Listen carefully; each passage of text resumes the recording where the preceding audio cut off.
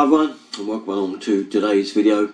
This one concerns all of you with F&E systems, and especially those of you that have also got a cold feed from the roof tank that fills your toilet cistern in the bathroom, the wash hand basin and the bath tap, and you find that they're very slow running because they're fed from the tank. I've been asked, is there an easy way to increase the pressure without using things like pumps? And yes, I'm pleased to say there is. And in this situation, you still keep your hot water cylinder. Okay, we don't touch anything like that, and the cold feed to that stays the same.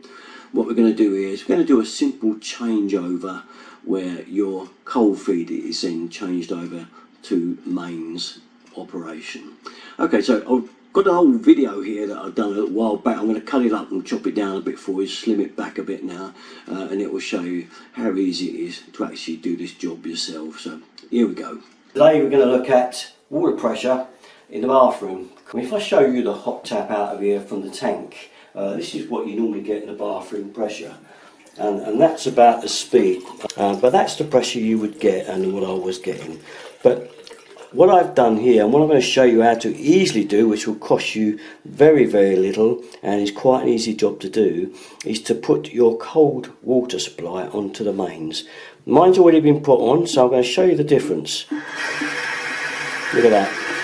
That's quite a difference, isn't it? And the thing is, you don't need a pump or anything else to do that. You just virtually need to cut your main supply over to the cold supply. Alright, so here's a little drawing for you. Want to razz up quick.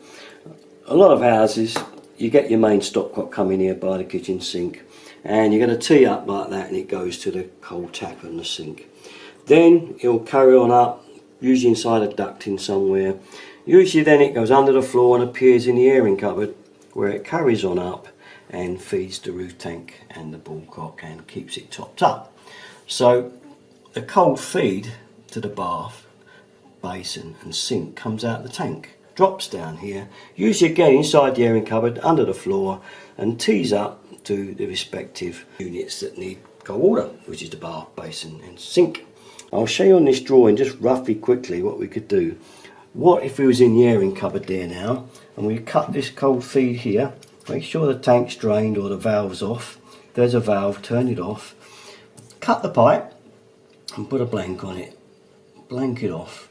Okay, and then put a T on your mains here and put an elbow on your pipe, so that now it is going in that direction. Okay, mains is coming down there, that is effectively blanked off. If you don't like this long leg, you can go in your loft and blank this off right up in the loft itself, and cut it right off altogether if you don't like this dead leg. But it won't be going anywhere, so it's up to you if you'd rather do that. Probably better plumbing practice, but you can.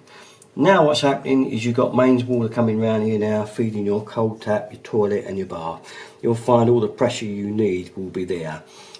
The only thing you've got to do that will be a thing that will need changing if you do that, and it is the only thing, is the ballcock in this cistern may well have a low pressure seat in it, and if that's the case you will have to change it to what's called a high pressure seating, just to make sure that it doesn't fill in too fast and possibly overflow.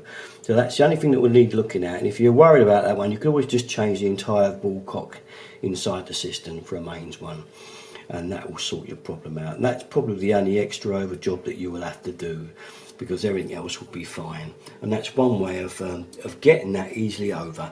I will just show you my airing cupboard and what I mean in the way you do this job next. Right, well here's our airing cupboard, and this can be quite a general setup for a lot of people. Here's our main coming up, as we told you about on the drawing, and this one here and this one here are two feeds. One is the cold for the cylinder, the hot water, and one is the cold for the feed to the taps, like what I've showed you.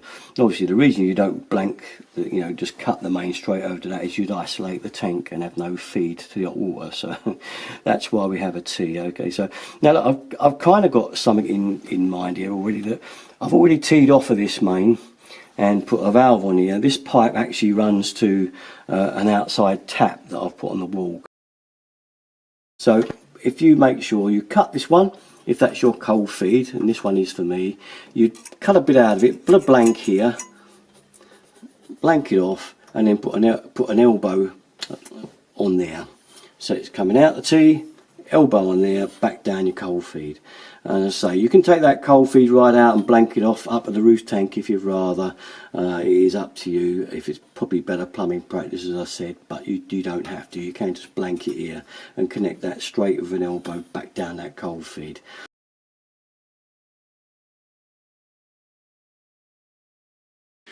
There you go then, not too bad is it really, a simple job to do, and as I say, all you're doing is changing that feed from the tank to the mains, which means that you then get the same pressure as you get down in your cold kitchen tap.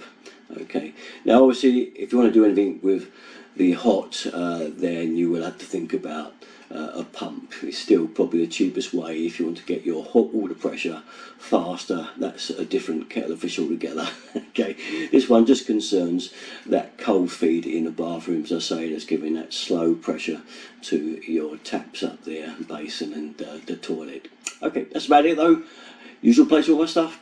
Catch you next time, guys. Bye bye.